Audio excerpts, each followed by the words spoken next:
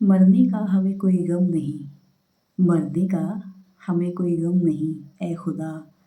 लेकिन जिस मिट्टी में मिलूं वो मिट्टी हिंदुस्तान की। जिस उम्र में युवा अपने प्रोफेशन का चयन भी नहीं कर पाते हैं, इस उम्र में इस वीर सैनिक ने मात्र 19 वर्ष की आयु में 17 गोलियां खाकर भी माँ भारती पर प्राण न्यौछावर करने से कदम पीछे नहीं हटाए। मौत को मात देकर सेना के सर्वोच्च सम्मान परमवीर चक्र से सुसज्जित हुए और उत्तर प्रदेश सरकार द्वारा राज्य के सर्वोच्च सम्मान यश भारती द्वारा सम्मानित किए गए। जी हाँ, हम बात कर रहे हैं हमारे लिविंग लेजेंड योगेंद्र सिंह यादव जी की। सबसे कम आयु में परमवीर चक्र प्राप्त करने का गौरव इन्हें प्राप्त है। इन्होंने मात्र 19 साल की आयु में परमवीर चक्र प्राप्त किया। मेरा आपसे वादा है, अगर इस वीडियो को आप एंड तक देखेंगे, देशभक्ति की एक अलग ही लहर उमड़ कर आएगी। आप बहुत गर्व महसूस करेंगे भारतीय होने पर। नमन करोगे माँ भारती को, जिसने ऐसे वीर सुपुत्र इस धरती पर पैदा किए। ये लाइनें योगेंद्र जी के व्यक्तित्व पर बहुत सूट करती हैं। सीने में जुनून और आंखों में देशभक्ति की चमक रखता हूँ। सीने में जुनून और आंखों में देशभक्ति की चमक रखता हूँ। दुश्मन की सांसें थम जाएं, दुश्मन की सांसें थम जाएं, आवाज़ में ऐसी धमक रखता हूँ। मैं अपने आप को बहुत सौभाग्यशाली मानती हूँ कि मैं साक्षात इनको देख सकी, इनकी वीरता की कहानी, इन्हीं की जवानी मैं सुन सकी। तो इसी में मैं चाहती हूँ कि इनकी वीरता की कहानी हमारे देश के हर नौजवान तक पहुँचे, ताकि उनमें भी उनको पता चले सच्ची वीरता, देशभक्ति असल में क्या होती है। चलिए देखते हैं योगेंद्र सिंह यादव जी की कहानी और उन्हीं की जवानी। कारगिल वॉर 1999 जो हुई थी, उसके नायक हैं योगेंद्र सिंह यादव जी। इनके जीवन पर 2 फिल्म भी बन चुकी हैं, एलओसी और लक्ष्य, जिसमें ऋतिक रोशन ने योगेंद्र सिंह यादव जी की भूमिका निभाई। तो चलिए मिलते हैं योगेंद्र सिंह यादव जी से। भगत सिंह ने अपने जेल के दौरान 2 लाइनें लिखी थी, शायद हम फौजियों के लिए लिखी होंगी, क्योंकि हम फौजी जंगल, पहाड़, नदियों को पार करते हुए अपनी मंजिल तक पहुंचते हैं तो न जाने कितने घाव हमारे सीने पर लगते हैं। तो उन्होंने वो जो लाइनें लिखी, मैं आपको कहना चाहूंगा कि उन्होंने लिखा कि ये सीने पर जो ये जख्म है सब फूलों के गुच्छे हैं, हमें पागल ही रहने दो, हम पागल ही अच्छे हैं। धरती पर अगर सबसे बड़ा भगवान है तो वो माता और पिता है। वही एक बच्चे के पहले गुरु भी हैं। मेरे पिता 65 और 71 में युद्ध के वो एक साक्षात गवाह रहे, 11 गुनाहों में थे। तो बचपन से उनकी कहानियों को पढ़ करके बड़ा हो रहा था, सुन करके बड़ा हो रहा था। किताबों में भी ऐसे ही योद्धाओं की कहानियों को पढ़ा, क्योंकि ये बच्चे, मैं आपको ये बताना चाहूंगा कि जो हम जिस मन मस्तिष्क के अंदर, जो हमारे कोई ना कोई तो आइडल होते हैं, जीवन के कोई ना कोई आदर्श होते हैं, और जिस तरह का आदर्श हमारे मन मस्तिष्क पर अंकित होगा, उसी तरह के हमारी ये बॉडी हार्मोन्स पैदा करती है। आप कोई थॉट सोच करके देखो, आपकी भावनाएं उसी तरह से बहने लगती हैं, क्योंकि हमारे अंदर वो बॉडी इस तरह की ईश्वर ने बनाई है।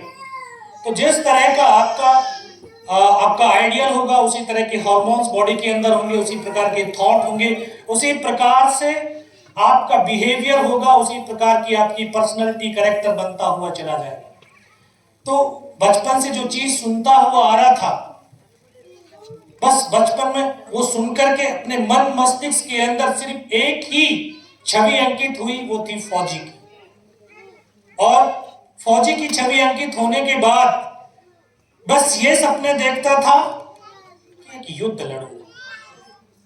उन परिस्थितियों को देखना चाहूंगा जो परिस्थिति मेरे पिता ने देखी थी। पिता बताया करते थे कि युद्ध के दौरान चारों तरफ डेड बॉडी पड़ी होती है, लेकिन फिर भी उनकी परवाह नहीं करते हुए भूखे प्यासे हमें अपने लक्ष्य की तरफ आगे बढ़ना होता है। तो बच्चे थे तो सोचते थे, बिना कुछ खाए, बिना कुछ पिए कैसे इंसान चल सकता होगा। मुझे इन परिस्थितियों को देखना है, जीना है। तो अगर हम एक इंसान अपने उस ड्रीम को, जो हम देख रहे हैं, जो हम बनना चाह रहे हैं, उसको अगर अपनी सोल के साथ कनेक्ट करे, अपनी आत्मा के साथ कनेक्ट करे, तो हमारा वो ड्रीम पूरा ना हो ये असंभव है। हमारे हर ड्रीम पूर्ण हो सकते हैं। तो जब तक युद्ध की दूर दूर तक कोई आसार थे ही नहीं कि युद्ध भी होगा, लेकिन मैं युद्ध को लड़ता हुआ सपने में देखता था। धीरे धीरे बड़ा हुआ, अभी मैं 12th क्लास में आया, तभी फौज की भर्ती निकली और मैं मेरठ बीआरओ से भर्ती होकर के उसी रेजिमेंट में गया जिस रेजिमेंट का इतिहास अभी स्कूल के अंदर किताबों में पढ़ करके बड़ा हो रहा था। 6th क्लास में पढ़ा था मैंने कि एक ऐसा सैनिक जिसने अकेले अपने दम पर पाकिस्तान के 8 पैटर्न टैंकों को ध्वस्त कर दिया और नौवे पे निशाना लगाते लगाते मां भारती की गोद में वो सो गया। CQMH अब्दुल हमीद। मैंने ऐसे योद्धा की कहानी पढ़ी जो 21 साल का सेकंड लेफ्टिनेंट अरुण क्षेत्रपाल, जो टैंक टू टैंक की लड़ाई में उसने पाकिस्तान की फौज को यह बता दिया कि एक ट्रुप लीडर की पावर, उसकी ताकत, उसकी कार्यशैली, क्षमता कितनी हो सकती है।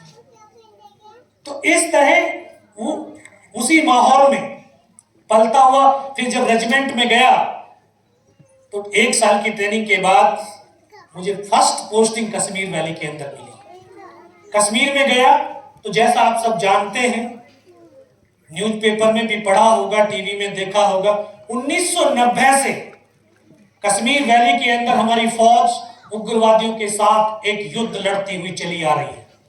तो वहां गया अपनी पलटन के साथ, अपने प्लेटून हवलदार, सेक्शन कमांडर, टीम लीडर के साथ बहुत सारे ऑपरेशंस में हिस्सा लेने का वहां पे मौका मिला। धीरे धीरे समय व्यतीत होने लगा।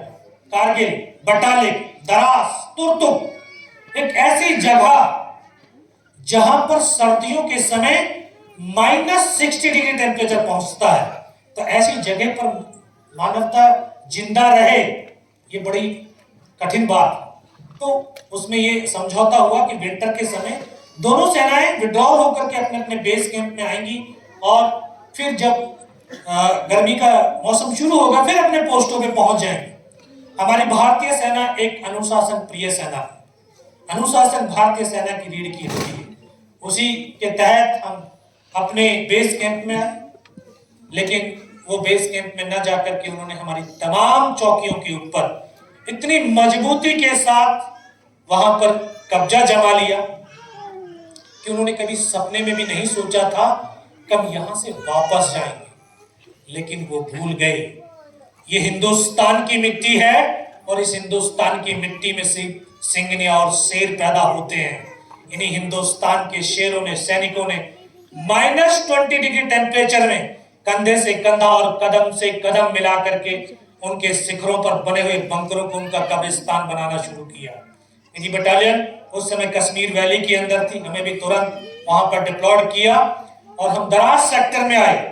दराज सेक्टर में जो आप मेमोरियल देखते होंगे अभी टीवी के माध्यम से, तो उस मेमोरियल के जस्ट पीछे एक तोलोलिंग जो पहाड़ है उसका नाम है तोलोलिंग टॉप। उसको पुनः प्राप्त करने के लिए हमारी बटालियन कमांडर को निर्देश दिया गया। तो battalion commander colonel Kushal Chand Thakur ने अपनी पूरी रणनीति प्लानिंग के तहत उस पहाड़ी पर हमला करना शुरू किया।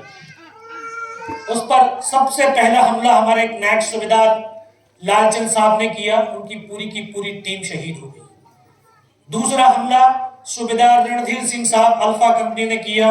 उनकी भी पूरी की पूरी टीम शहीद हो गई। दिन प्रतिदिन कैजुअलिटी पे कैजुअलिटी बढ़ती हुई चली जा रही थी, लेकिन कोई सफलता नहीं मिल पा रही थी। फिर ये धीरे धीरे आग बहुत तेजी से पूरे देश के अंदर फैली।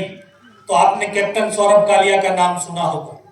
तो उनकी टीम को भी कैप्चर कर लिया गया। उनकी टीम को जब वापस उनकी डेड बॉडी दी गई तो किस तरह से उनके शरीरों को छत विछत करके हमें वापस लौटाया गया। तो पूरा देश और देश की सेना अपने जवानों का बदला लेने के लिए उबल उठी और वहां से दौड़ उन्होंने हमला शुरू कर दिया। तो 26 मई को उन पहाड़ियों के ऊपर भारतीय वायुसेना के फाइटर्स बम्बारमेंट करने के लिए आए तो इतनी जितनी बड़ी एक बिल्डिंग है, इतने बड़े बड़े पत्थर थे, उन पत्थरों के नीचे से उन्होंने मिट्टियां निकाल करके बंकर बनाए हुए थे, तो उनका बम्बारमेंट का कोई असर नहीं। फिर 28 मई को मुझे याद है शाम के वक्त 3 हेलीकॉप्टर्स तोलोलिंग टॉप के ऊपर फायर करने के लिए आए, और जिस तरह से उन्होंने ऐसे टर्न किया अपने फायर करके, तो लास्ट वाला हेलीकॉप्टर को उन्होंने गाइडेड मिसाइल के द्वारा मार गिराया। उसी दिन कारगिल सेक्टर के अंदर MiG-21 को गिराया, तो तब देश और देश की सेना को भी आभास हुआ कि यहाँ पर टेररिस्ट नहीं बल्कि रेगुलर आर्मी है। तो उन्होंने फिर हमारी भारतीय सेना ने ऑपरेशन विजय लॉन्च किया, भारतीय वायु सेना ने ऑपरेशन सफेद पत्थर और भारतीय जल सेना ने ऑपरेशन तलवार शुरू की। हमारे देश की ये 3 सेनाएं शिव के त्रिशूल की तरह है, और जिस तरह प्रहार अगर शिव का त्रिशूल प्रहार करता है तो अभेद्य लक्ष्य को भी भेज सकता है। उसी रात को हमारे company ब्राव company commander major Rajesh अधिकारी, उनकी टीम ने हमला किया, और वो बहादुर जो अधिकारी अपने साथियों के साथ उनके बंकर तक जा पहुंचे और fight, hand to hand fight हुई, और वो भी वहां पर शहीद हुए। हमारा और दुश्मन का फासला मात्र 50 मीटर, 50 मीटर ऊपर वो बैठे हुए, 50 मीटर नीचे हम। फिर दोबारा से रणनीति बनने लगी, कमांडिंग ऑफिसर के पास हायर अथॉरिटी का प्रेशर बढ़ने लगा कि आपकी पलटन की कैजुअलिटी बढ़ती जा रही है, आप नीचे उतरो। लेकिन कमांडिंग ऑफिसर ने कहा कि सर, विजय या वीर गति, हमारी पलटन या तो पूरी वीर गति को प्राप्त होकर के नीचे आएंगे हम, या विजय प्राप्त करके आएंगे। फिर 2 जून को घातक प्लाटून के साथ हमारे second in command lieutenant colonel R Viswanathan साहब, उन्होंने हमला किया, और वो एक बहुत विकट और काली रात थी। इतना सीनियर ऑफिसर, इतना इंटेलिजेंट ऑफिसर, उनको भी यहाँ पर भ्रष्ट लगा, और वहां उस दिन गिरे, वो एकदम से उनके पैर पकड़ करके नीचे की तरफ खींचा। कमांडिंग ऑफिसर अभी बात कर रहे थे, उनका जो ऑपरेटर था उसको भी हेडशॉट हो गया। सीओ साहब खुद सेट लेकर के भागे, उनके पास पहुंचे, उन्होंने उनको आश्वासन दिया, विशु घबरा मत, सब ठीक हो जाएगा। उन्होंने बोला सर आप बताते हैं 4-5 माह तक उनकी कंपनी का डिप्लॉयमेंट है, जब तक हमें आर्टिलरी सपोर्ट नहीं मिलेगा तब तक कोई सक्सेस नहीं होगी। इस तरह से कहते कहते, पहले कोई टेलीफोन की सुविधाएं तो नहीं थी, सैटेलाइट वाले फोन हुआ करते थे, उनके घर पे टेलीफोन किया, सिर्फ मैडम की हेलो हुई थी और उनके प्राण पखेरु हो गए। ये पलटन के लिए सबसे बड़ी क्षति। फिर पीछे से भी हमला होने लगा, फिर हमले के जवाब हमले से देने लगे, हायर कमांडर्स का प्रेशर बढ़ने लगा। फिर सीओ साहब ने बोला सर अगर आपने हमें सपोर्ट करनी है तो रीइंफोर्समेंट दे दो और आर्टिलरी सपोर्ट दे दो। फिर सेकंड राजरीफ को एज रीइंफोर्समेंट के तौर पर ऊपर नियुक्त किया गया। तो सेकंड राजरीफ के सीओ जो कमांडिंग अफसर थे कर्नल रविंद्रन, उन्होंने हायर अथॉरिटी के साथ मीटिंग किया, फिर वहां पर आर्टिलरी डिप्लॉयड हुई। और मुझे याद है कि जिस तरह से हम गांव में सुनते हैं पानी में आग लगती है, मैंने वो दृश्य देखा है कि 11 जून की रात को हमारी आर्टिलरी जब फायर शुरू किया, पूरी पहाड़ी पर आग ही आग थी।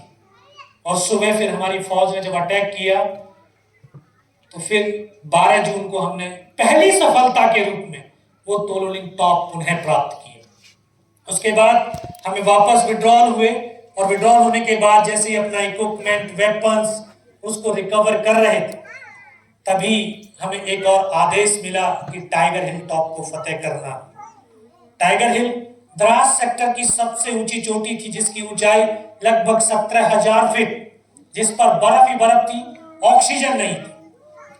तो उस टीम के अंदर कुछ ऐसे नए जवानों का चयन होना जरूरी था जो फिजिकली और मेंटली बहुत स्ट्रांग हो। तो मैं यहाँ नौजवान साथियों आपको ये बताना चाहूंगा कि मैं उससे पहले मेरी कोई पहचान नहीं थी। मेरी पहचान सिर्फ इतनी थी कि मैं 18 ग्रेनेडियर की bravo company number 5 platoon number 1 section का नंबर 1 जवान, इतनी पहचान थी। लेकिन 22 दिन की तोलोलिंग की लड़ाई के दौरान हम 15 जवानों की एक टीम, जिसका काम था फॉरवर्ड में लड़ रहे जवानों को राशन और अपने संग पहुंचाना। सुबह 5:30 बजे सामान को उठाते थे, रात को 2:30 बजे ऊपर पहुंचते थे, फिर 2 घंटे में नीचे आते थे। इस तरह 15 में से हम 3 जवान ऐसे थे जो 22 दिन तक बिना कुछ खाए, बिना कुछ पिए, बिना सोए, बिना रुके, बिना थके चलते रहे। और उसी काम से हम तीनों जवानों की पहचान बनी कि तीनों जवान फिजिकली और मेंटली बहुत स्ट्रांग है, इनको घातक प्लाटून के अंदर शामिल किया जाए। तो इस तरह से मुझे उस टीम का हिस्सा बनने का सौभाग्य मिला। तभी हमारे नए अफसर कमीशन होकर के आए थे लेफ्टिनेंट बलवान सिंह, उनको उस टीम की कमान दी गई और 1-2 दिन का रिहर्सल का हमें समय मिला। उसके बाद उस पहाड़ी पर हमने चढ़ना शुरू किया। पहाड़ी की हाइट ज्यादा होने की वजह से दुश्मन दूर से दूर हमें आसानी से बर्बाद कर सकता था, इसलिए रात का सहारा लिया। हम रात भर चलते थे, दिन भर पत्थरों में चुपचाप पड़े रहते थे, फिर रात भर चलते थे। तो इस तरह से हमने 2 रात और 1 दिन उस -20 डिग्री टेम्परेचर में दुश्मन की भारी गोलाबारी के बीच हिंदुस्तान के ये सैनिक कंधे से कंधा और कदम से कदम मिलाकर के उस टाइगर हिल टॉप के शिखर की तरफ बढ़ते रहे। और तीसरी रात का वो मंजर आज ही मेरी आंखों के सामने ऐसे दृश्यता है, शायद वो कल की ही तो बात है। 24 साल हो गए। सुबह का वक्त था, बिल्कुल 90 डिग्री की चट्टान जिस पर चढ़ना असंभव सा प्रतीत था। रस्सियों के सहारे हमने चढ़ना शुरू किया। चढ़ेंगे तो आवाज तो होगी, पत्थर भी गिरेंगे, पत्थरों की भी आवाज हुई। लेफ्ट और राइट उनके शायद बंकर थे, लेकिन अंधेरे में हमें नहीं दिखाई दिए।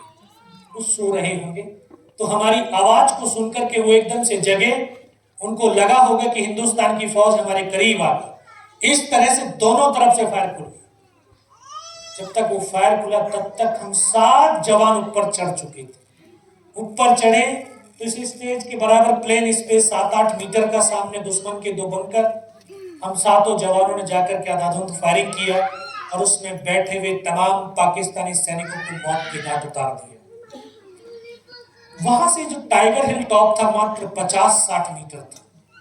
तो उन्होंने देखा कि हिंदुस्तान की फौज तो बहुत करीब तक आ गई।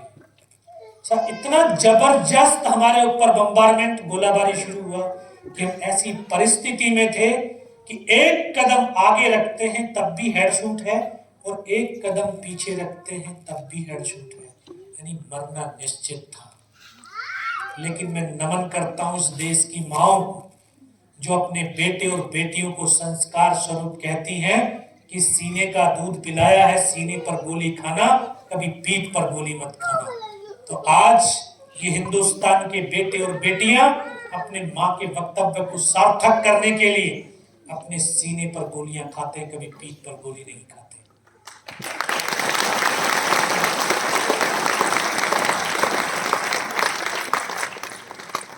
हमने सोचा मरना तो है और जो धरती पर आया है उसकी मौत तो निश्चित। मरेंगे तो लेकिन लड़ करके मरेंगे और मार करके मरेंगे। इस सोच के साथ हम आगे की तरफ दौड़े। उनके बंकर से उनकी डेड बॉडी को निकाल करके बाहर फेंका, उनके बंकर को अपने हिसाब से मॉडिफाई किया, फिर उन बंकरों से फायर शुरू किया। 5 घंटे तक, सुबह 5:30 बजे हमारा फायर शुरू हुआ था, 10:30 बज के दिन के, लगातार फायर करते रहे। 3 तरफ से ऐसे गिर चुके थे। धीरे धीरे अम्नेशन समाप्त होने लगी।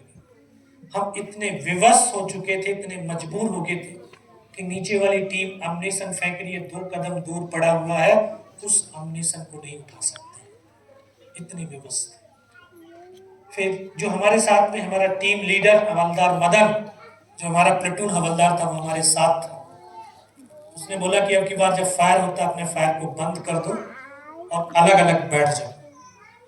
जब हम फायर बंद करेंगे दुश्मन बाहर निकलेगा और जितने हम दुश्मनों को मारते जाएंगे उतना हथियार और अम्नेशन हमारे पास मिलता हुआ चला जाएगा। उनकी लगातार मोटर, उनकी लगातार आर्टिलरी हमारे ऊपर फायर करती थी और उसी फायर के दौरान अपना फायर बंद किया और 3 अलग अलग ऐसे पत्थरों के पास हम बैठ गए। 20 मिनट तक जब हमारी तरफ से कोई फायर नहीं हुआ तो उनको लगा कि शायद ये मर गए, क्योंकि चिल्ला हम भी रहे थे। और एकदम से हम शांत हुए, हो सकता है बोले इनका अम्नेशन समाप्त हो गया। इसे सामने बहुत बड़ा पत्थर था, उसके दोनों तरफ से निकलने के रास्ते थे। 10-12 पाकिस्तान के जवान ऐसे निकल करके बाहर आए। जब वो बहुत करीब तक आए तो एक साथ हमने उनके ऊपर फायर खोला। उनमें से 1-2 बचा होगा, सबको मौत के घाट उतार दिया। फिर उन्हीं का हथियार, उन्हीं का अम्नीशन लेकर के फिर फायर करने लगे। लेकिन जो 1-2 बचा था, उन्होंने ऊपर जाकर के अपने कमांडर्स को बताया कि हिंदुस्तान के वहां पर 8 या 10 ही जवान। विदिन 30 मिनट 35 से 40 पाकिस्तान के जवानों ने दोबारा से हमला कर दिया। हमला सर इतना जबरदस्त, 20 मिनट तक जितने भी उनके पास हैवी वेपन उनका फायर करते रहे, हमें सर नहीं उठाने दिए। फायर बंद होते ही ऊपर से पत्थर फेंकने शुरू कर दिए, ग्रेनेड फेंकने शुरू कर दिए, लेकिन तब भी हमने फायर नहीं खोला। अपने सरप्राइज को मेंटेन रखना हमारा उस समय बहुत जरूरी था, क्योंकि अगर हम फायर खोलते हैं सीधा हमारे ऊपर वहीं पर आरपीजी का राउंड आएगा। चुपचाप बैठे रहे। धीरे धीरे वो और नजदीक आने लगे, तो जब नजदीक आए तो उनको हमारी एलएमजी नजर आ गई। एलएमजी के ऊपर सीधा उन्होंने आरपीजी का राउंड दागा। एलएमजी की बैरल डैमेज हुई, उसको चलाने वाले जवान थे, पत्थर लगे। जैसे मेरा प्लेटून हवलदार बैठा था उसकी तरफ दौड़े। उस प्लेटून हवलदार के वो आखिरी शब्द आज मेरे कानों में गूंजते हैं। उन्होंने बोला, योगेन इस एलएमजी को उठा करके फेंक, दुनिया में इस वेपन के सिवा आज कोई बचाने वाला नहीं है। वो हथियार को उठा करके उनकी तरफ ऐसे फेंक तो दिया, मेरी नजर ऊपर की तरफ गई। जिस पत्थर से फायर कर रहे थे उसी के ऊपर 7 पाकिस्तान के जवान खड़े थे। मैं कह सर ये तो बहुत करीब तक आ गए। कहाँ पर? ये खड़े। शायद मेरी आवाज भी वहां तक पहुंची होगी। उन्होंने ऊपर से सीधा ग्रेनेड फेंका, तो मेरा साथी पीछे लेट करके फायर कर रहा। दोनों के बीच में आकर के ग्रेनेड फटा, उसकी यहां से उंगली कट करके दूर जाकर के पड़ी। जिसको चोट लगती है दर्द का एहसास उसी को होता है। उसको लगा कि शायद उसका हाथ कट गया। मैं पीछे की तरफ मुड़ करके देखा, मैं नहीं सर आपका हाथ नहीं, उंगली कटी है। फर्स्ट एड करने लगा, तभी एक और साथी था वो भी जख्मी हो गया, उसको भी फर्स्ट एड किया। हम सभी ने बोला कि यार आप लोग नीचे कूद जाओ और कहीं से हमारी टीम चढ़ सकती, चढ़ाने की कोशिश करना। अभी स्कूल के अंदर किताबों में पढ़ करके आया था कि एक सैनिक दूसरे सैनिक के लिए अपने आप को कुर्बान कर देता है। आज प्रत्यक्ष रूप से देखने को मिला।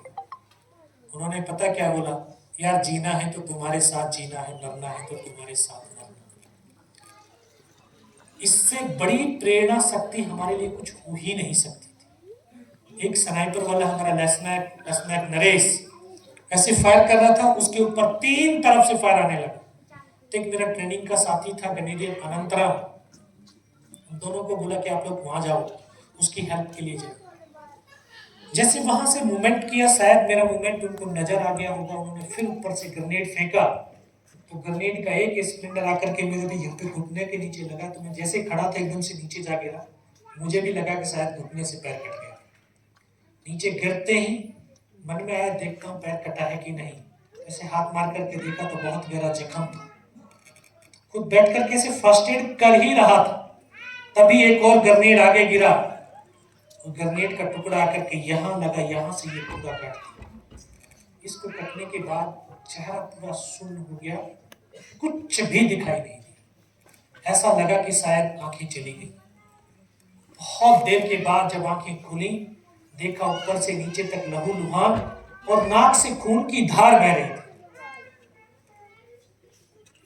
वहां उनका एक स्लीपिंग बैग पड़ा हुआ था पाकिस्तानियों का, उनसे बहुत देर तक ब्लड को साफ करता रहा, लेकिन खून बहना बंद नहीं हुआ। चल तो सकता नहीं था, खिसकता रेंगता अपने उन साथी के पास पहुंचा, तो पहाड़ी से पीठ लगा करके ठीक हम आमने सामने बैठे। आपने मूवीज के अंदर देखा होगा कि गर्दनें कटती हैं, धड़ चलते हैं। मैंने उन पलों को जिया।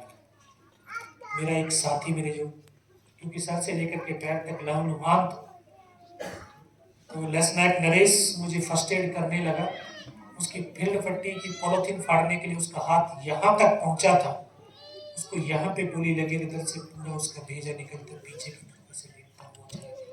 उसका मेरे हाथ पकड़ा सर क्या हुआ, लेकिन एक साथ नहीं था। मेरी बगल में बैठा जो मेरा साथी था, मैं उसको बोला, अनंतराम सर को तो गोली लगी क्या? बस उसके मुख से यही आवाज निकली, यहाँ से सीने में गोलियां लगी, ऐसे मेरी गोद में आकर के लेट गया। एक मेरा साथी खड़ा होकर के फायर कर रहा था, वहीं पर आरटी का बम गिरा, उसकी यहाँ से गर्दन कट करके नीचे जा पड़ी, फिर उसका फिर वो भी गिर गया। एक और साथी आगे बढ़ा, फिर एक मोटर का बम गिरता है, उसका एक हाथ एक पैर कट करके हलाक हो जाता है। इस तरह से एक एक करके मेरे तमाम साथी शहीद हुए। मैं भी उनकी तरफ से मर चुका। उनका एक कैप्टन था, कमांडर, उसने बोला कि इनको रिचेक तो करो, इनमें से कोई जिंदा तो नहीं है। पाकिस्तान के जवान हमारे जवानों की बॉडियों के अंदर जब गोलियां मारते थे तो बॉडियां ऐसे उछलती थी ऊपर की तरफ। मैं ये देख भी रहा था, सह भी रहा था। सामने वाले को मारा, बगल वाले को मारा, तो मैं भी इस तरह से पड़ा था। फर्स्ट में उसने यहाँ पे गोलियां मारी, फिर ऐसे पैर में 2 जगह पे गोली मारी। मैं देख रहा हूँ कि धुआं निकल रहा। उस गोली की पीड़ा को चुपचाप पड़ा सहता रहा। उनको यकीन हो गया कि इनमें से कोई जीवित ही नहीं। फिर उन्होंने अमानवीय क्रूरताओं का तांडव शुरू किया हमारे जवानों की बॉडियों के अंदर। बूट की ठोकरें, पत्थर, गालियां, बहुत देर तक इस तरह से वो तांडव करते रहे। तो फिर काफी देर के बाद उनका एक कैप्टन था, उसने टाइगर हिल की बगल में मस्को वैली, जहां उनका बेस कैंप, वहां उनको मैसेज दिया कि हिंदुस्तान के नीचे जो एमएमजी पोस्ट है उसके ऊपर हमला कर। ये आवाज जब मैंने कानों तक पड़ी तो मुझे लगा कि आज तो पूरी टीम शहीद हो जाए। तब ऊपर वाले से सिर्फ इतनी प्रार्थना करी कि मुझे इतने जिंदा रख दे कि मैं अपने साथियों तक सूचना दे सकूं ताकि वो बच जाए। और ये सच है, अगर निस्वार्थ भाव और सच्ची श्रद्धा के साथ हम उस परम पिता परमेश्वर को अगर याद करते हैं तो वो शक्ति जरूर साथ देती है। चुपचाप पड़ा रहा। काफी देर के बाद फिर उन्होंने बोला कि इनके हथियार उठा दो। तो उनके जवान आकर के दोबारा से गोलियां मारने लगे, हथियार उठाने लगे। तो तब तक मन मस्तिष्क के अंदर एक विश्वास पैदा कर लिया था कि अगर इसने सर और सीने में गोली नहीं मारी, चाहे मेरा हाथ पैर दोनों ही काट करके क्यों ना ले जाए, मैं उफ तक नहीं करूंगा और मैं जिंदा भी रहूंगा। साथियों, आज उसी विश्वास की बदौलत मैं आपके सम्मुख भी खड़ा हूं।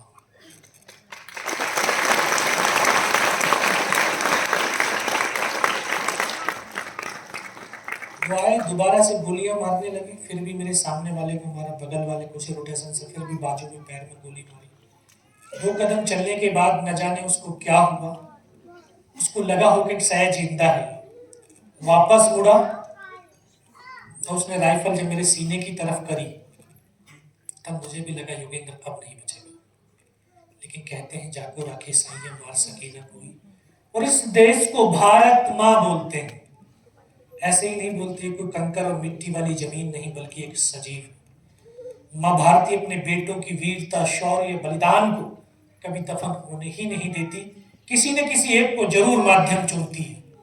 शायद इस माँ भारती ने मुझे वो माध्यम चुना होगा कि उसके बेटों ने वीरता, शौर्य, पराक्रम दिखाते जो बलिदान दिया है, उनके बेटों की शौर्य गाथा को दुनिया तक पहुंचा सकूं।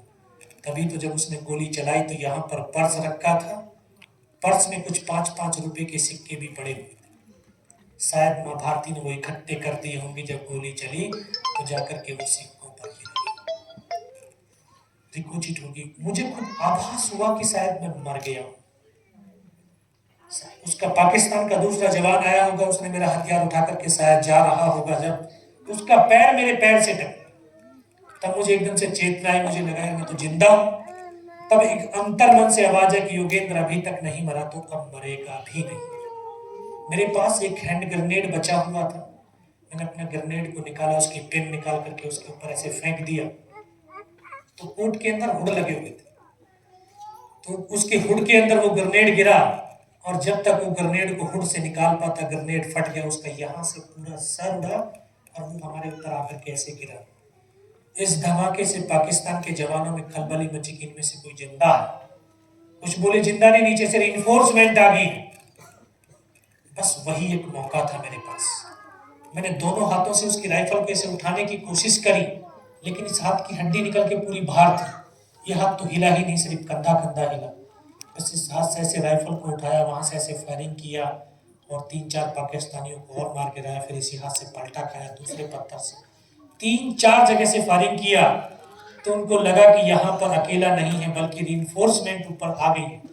वहां से वो भाग खड़े हुए। 4-5 मीटर तक खिसकता, रेंगता, फायर करता हुआ उनके पीछे गया। तो 4-5 मीटर जाने के बाद देखता हूँ सामने तो उनका लंगर चल रहा है, उनके लिविंग टेंट लगे हुए हैं, उनके बड़े बड़े हथियारों का जो मोटर पोजीशन वहां से नजर आ रही थी, और वो सब कुछ छोड़ करके भागते हुए चले जा रहे। मेरे नौजवान साथियों, मैं आपको भी बताना चाहूंगा कि दुनिया के अंदर 200 से ज्यादा राष्ट्र हैं, और हम सुनते आ रहे हैं ना, वर्दी पहने सुनते आ रहे हैं कि हमारे देश की सेना महान है।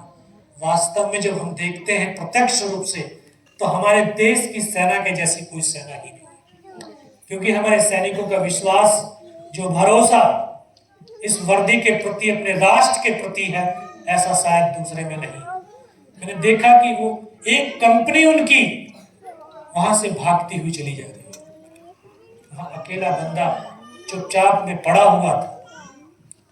क्योंकि उस समय से फिर जहन के अंदर एक ही पागलपन सोचने लगा, एक ही थॉट आने लगा कि यार मुझे नीचे जाना, अपने साथियों को बचाना है कैसे भी करके। फिर धीरे धीरे रेंगता रेंगता अपने उन शहीद सैनिकों तक पहुंचा। फिर मन में आया कि हो सकता है इनमें से कोई जीवित होगा। आकर के देखने लगा तो किसी का सांप फटा हुआ बाहर था, किसी के पूरे फेफड़े निकले हुए बाहर थे। एक एक को गोद में रख करके रोता बहुत देर हुई। चारों तरफ डेड बॉडी ही डेड बॉडी पड़ी थी। 19 साल का ये लड़का, जब उसकी आंखें खुली, देखता हूँ जहां तक नजर जाती थी सिर्फ बर्फ और पहाड़ के सिवा कोई नजर ही नहीं आता। विवश था, लाचार था, लेकिन हताश और निराश नहीं था। नेगेटिव थॉट नहीं आया कभी भी। एक पॉजिटिव थॉट के साथ में वहां पड़ा रहा, सोचता रहा, चिंतन करने लगा। और सच में जब हम अपने आप में चिंतन करते हैं तो तभी हम अपनी आत्मा से कनेक्ट हो पाते हैं, और हम आत्मा से कनेक्ट होते हैं तो परमात्मा से कनेक्ट होते हैं। शायद उस समय वो परमात्मा से कनेक्ट हुआ होगा, तभी एकदम से आवाज आई, योगेन इस नाले से नीचे की तरफ लुढ़क जा। क्योंकि मुझे तो 2.5 साल की सर्विस थी, ना तो सर्विस का अनुभव था, ना उम्र का अनुभव था। ये भी पता नहीं था कि हिंदुस्तान किधर है, पाकिस्तान किधर है, जाऊं तो जाऊं कहां।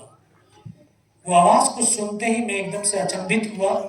मुझे लगा कि शायद ये दुश्मनों की चाल होगी। फिर ये हाथ की हड्डियां आपस में इतनी ज्यादा टकराने लगी तो असहनीय पीड़ा होने लगी। इस हाथ को ऐसे बांधने की कोशिश करने लगा, लेकिन हाथ बंध नहीं पा रहा था। फिर लगा कि शायद ये कट गया, इसको तोड़ करके फेंक देता हूं, इससे अच्छा। ऐसे पकड़ करके झटका मारा, तोड़ने की कोशिश करी, टूटा ही नहीं। फिर इसको उठाया, पीछे कमर पे फेंका, बेल्ट में फंसाया, सोचता रहा। फिर दोबारा से आवाज आई, योगेन बेटा इस नाले से नीचे की तरफ चला जा। फिर बिना कुछ सोच विचार के मैं उस नाले से लुढ़क गया। लुढ़कते लुढ़कते 500 मीटर उस नाले से नीचे आया तो एकदम से ऐसे गड्ढा आ गया। एक हाथ से पत्थर पकड़ करके लटका हुआ था। तब मुझे लगा मैं शायद पाकिस्तान की तरफ आ गया हूं। तो मैंने नीचे की तरफ देखा तो मुझे मेरे साथी नजर आए, उनको आवाज दिया तो वहां से मुझे उठा करके ऊपर की तरफ लेकर के गए। पूरा ड्रेस फटी हुई थी, कोई ये कह ही नहीं रहा था कि ये जिंदा रहेगा सबको, ताकि थोड़ी बहुत देर के बाद मर जाएगा। मैं उनको बोला सर मुझे कुछ नहीं होगा, सिर्फ पोस्ट को बचा लो कैसे भी करके। तो पीछे कमांडिंग ऑफिसर को सूचना दिया, दिन का 1:30-2 बज रहा था। उन्होंने सीओ साहब ने बोला कि जल्दी से जल्दी इस लड़के को मेरे पास तक पहुंचाओ। तो जवान मुझे कंधे पे डाल करके पीछे की तरफ लाने लगे। तो सीओ साहब के पास पहुंचते पहुंचते शाम हो गई थी। मुझे भी फर्स्ट एड तो हुआ था, लेकिन इतना लहू बह चुका था कि मुझे दिखाई देना बिल्कुल बंद हो गया। उनके पास पहुंचा तो उन्होंने बोला बेटा मेरे को पहचानता मैं कौन हूं? मैं कहा साहब आवाज सुनाई दे रही, दिखाई कुछ नहीं दे रहा। बोला मैं तेरा commanding officer colonel Kushal Chand Thakur. मैं कहा जय हिंद साहब, बहुत तेज सर्दी लग रही है। तुरंत उन्होंने उठा करके मुझे अपने टेंट के अंदर लेटाया, 3-4 स्टॉप जलवाए, थोड़ा सा गर्मी सी महसूस हुई। मैं कहा साहब थोड़ा सा पानी पिलाओ, क्योंकि जबान अटकने लगी थी, होंठ सूख गए। बोला नहीं पानी तो नहीं मिलेगा। तभी डॉक्टर ने सुना, वो दौड़ करके आया, उसने आकर के ग्लूकोज थोड़ी सी पिलाई, थोड़ी सी एनर्जी महसूस हुई। फिर बोले कुछ बता सकता है? मैं कहा सब बता सकता। तब उनको तमाम ऊपर का घटनाक्रम बताया। फिर बोलते हैं कि जवान की रिक्वायरमेंट क्या है? मैं कहा साहब जवान की रिक्वायरमेंट एम्युनिशन और फील्ड पट्टी की है। एक ही फील्ड पट्टी मिलती है, थोड़ा सा एम्युनिशन मिलता है। फर्स्ट लाइन एम्युनिशन लेकर के हम गए थे। मैं कहा साहब फर्स्ट लाइन के साथ साथ सेकंड लाइन कॉम्बिनेशन भी दे दीजिए। और एक फील्ड पट्टी की जगह सर 5-5 फील्ड पट्टी जवानों को दे दीजिए। बोला खाने के लिए पर्याप्त है? सर खाने के लिए तो भूख ही नहीं लगती है। 72 घंटे से भी ज्यादा का समय हो गया था। ये पार्ले जी वाले बिस्किट के पैकेट लेकर के गए थे। एक बड्डी पेयर सिर्फ हमने आधा बिस्कुट का पैकेट खाया था, आधा तो बैलेंस ही था। सर भूख ही नहीं। इतना कहते कहते फिर डॉक्टर ने कौन सा इंजेक्शन लगाया, फिर मुझे पता नहीं मैं कहाँ पर हूँ। 3 दिन के बाद होश आया, देखा ऊपर पंखा चल रहा है, पता चला 92 बेस हॉस्पिटल श्रीनगर। तो वहीं पर मुझे सूचना मिली कि उसी रात को दोबारा से हमारी टीम ने हमला किया और बिना कुछ कैजुअलिटी के उस टाइगर हिल टॉप के ऊपर विजय पताका फहरा दिया।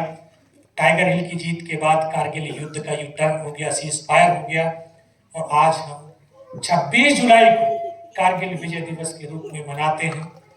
मैं भी वहां से दिल्ली रेफर कर दिया और 16 महीने हॉस्पिटल में रहा। उसी समय में शादी भी करके गया था।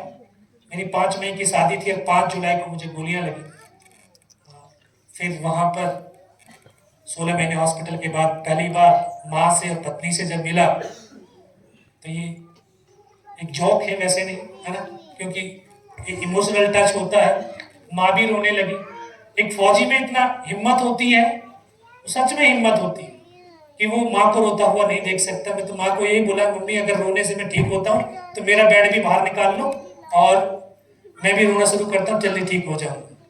जब पत्नी आकर के रोने लगी तो फिर मैं उनसे भी बोला, मैं जो है इसलिए रो रहे होगे क्योंकि रेडियो पे सुनते थे ना सर, यूपी गवर्नमेंट 10 लाख रुपए दे रही थी और सेंट्रल गवर्नमेंट 10 लाख, 25 लाख मिल रहे थे। मगर 25 लाख छूट गए इसलिए रो रहे हो क्या? नहीं नहीं ऐसे। तो वहां उनको थोड़ा सा हिम्मत है सब फौजियों के अंदर।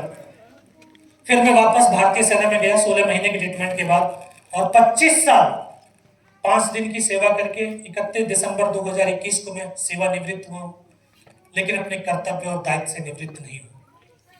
मैं जगह जगह बस यही कहानी बताने के लिए देश के कोने कोने में जा रहा हूं, ताकि अगर एक भी जवान के अंदर ये भाव पैदा हो जाए कि मुझे राष्ट्र के प्रति अपने आप को समर्पित करना है तो जीवन सफल हो जाता है।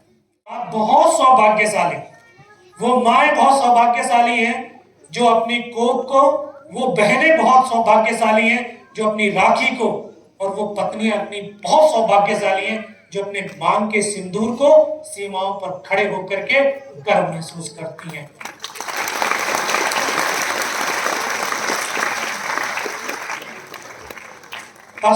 परसों के लिए सर हम त्रिपुरा में अगरतला में एक छोटा सा बच्चा था 2022 में स्लाइडिंग के दौरान वो शहीद, उनका पति शहीद हुआ था, वो वीर नारी, उसका बेटा इतना छोटा सा था, उसको ये भी आभास नहीं था कि उनको लग रहा था कि ये जो इतने वर्दी वाले हैं सब हमारे ही पिता के जैसे। तो इतना उनको प्राउड फील हो रहा था। और सच में हम बड़े सौभाग्यशाली हैं और हम भी सौभाग्यशाली हैं कि ऐसी वीर पत्नियों को पाकर के हम अपने काम को सही से अंजाम दे पाते हैं। अगर हमारा परिवार की तरफ ध्यान रहेगा तो देश की तरफ हम अपनी ड्यूटी को सही तरीके से नहीं निभा सकते। तो आप सबको सलाम है कि आप अपने घर को इतने अच्छे से मैनेज करते हैं, इतने अच्छे से वो करते हैं, तभी वो सैनिक अपनी ड्यूटी को सही से कर पाता है।